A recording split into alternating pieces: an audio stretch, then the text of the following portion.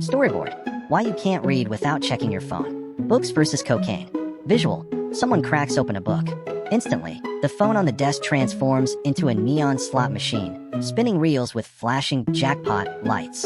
A raccoon brain leaps out of their skull, eyes glowing, claws out, yanking the lever over and over, squealing like it just discovered Vegas. Voiceover. Books are broccoli. Phones are cocaine. Guess which one your raccoon brain is choosing. That slot machine in your pocket isn't neutral. It's engineered to hijack your dopamine the way Vegas hijacks retirees' pensions. Every page of a book is delayed gratification. Every swipe on your phone. Jackpot sounds, dopamine fireworks, endless dopamine hits. You're not weak. You're just trying to fight broccoli with meth. Tip 1. Dopamine doesn't do layaway.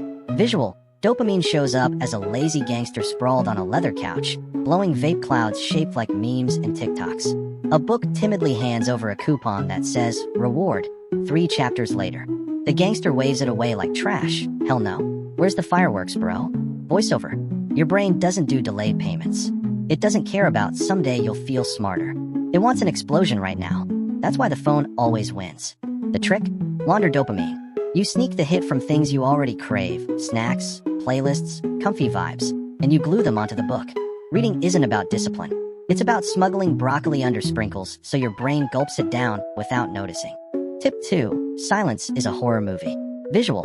Someone tries reading in a perfectly silent room. The walls melt into a grim rehab facility. Orderlies yell, "No memes. No noise. Detox time." The reader trembles, sweating, clutching the book. Then they hit play on some lo-fi beats. The walls transform into a cozy cafe bar. The raccoon brain sighs with relief, sipping coffee. Voiceover. Silence isn't peaceful for your brain, it's rehab. And your brain is a junkie, shaking in the quiet like it's about to start hallucinating TikTok dances. If silence feels unbearable, don't fight it. Give your brain a drip feed of background noise, music, white noise, a playlist that feels like wallpaper. Suddenly, reading isn't rehab anymore, it's a lounge. Trick the addict with vibes, not with punishment. Tip 3. Notifications are gladiators. Visual. The phone enlarges into a Roman Colosseum. Each notification becomes a screaming gladiator in armor. Open me or die. The reader sits cowering with only a paperback as a shield. But with every page they finish, a glowing +1 shield appears, giving them more armor to block the attacks. Voiceover. Every notification is basically your brain's Hunger Games. Each ping is a tiny sword fight for your attention. You think you're strong? Try focusing on a sentence when your phone screams like a toddler covered in glitter. The only way out. Kill the gladiators. Turn off the notifications. Otherwise, you're just a paperback gladiator, outnumbered, underarmed, and about 5 pings away from execution. Tip 4. Shrink the book monster. Visual. A book grows into a skyscraper-sized Godzilla, slamming down on the poor reader. The person panics until the camera zooms in. One page is now a single sushi roll.